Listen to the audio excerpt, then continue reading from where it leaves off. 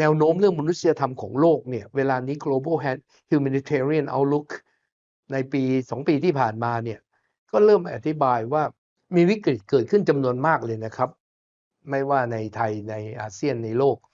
สงครามก็มีในโลกแผ่นดินไหวพายุน้ำท่วมดินถล่มภัยแล้งโรคระบาดและบางที่ในโลกก็อดอยาก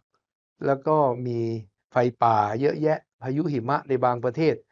คนบาดเจ็บล้มตายอดอยากทุกข์ยากพัดถิ่นจำนวนมากปี2568เนี่ยเป็นการเสี่ยงภัยพิบัติจากสภาวะภูมิอากาศที่แรงขึ้นเรื่อยๆเพราะว่าโลกร้อนขึ้นทะลุขีด 1.5 องศาเซลเซียสดังนั้นโลกมีวิกฤตและมนุษยธรรมต้องเป็นที่คำนึงคนไทยต้องไม่เป็นส่วนหนึ่งของคนที่รับผลกระทบโดยไม่เหลียวแลกันเอง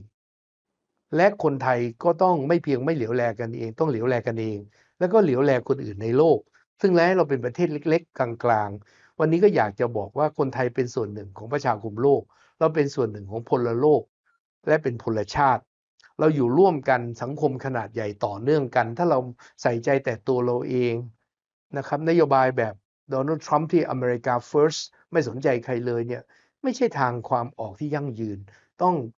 the world first นะครับคือต้องเห็นแก่มนุษยชาติ humanity first ดังนั้นการเห็นแก่มนุษย์นี่สำคัญมากประเทศไทยก็เป็นประเทศหนึ่งที่ไม่เห็นแก่ตัว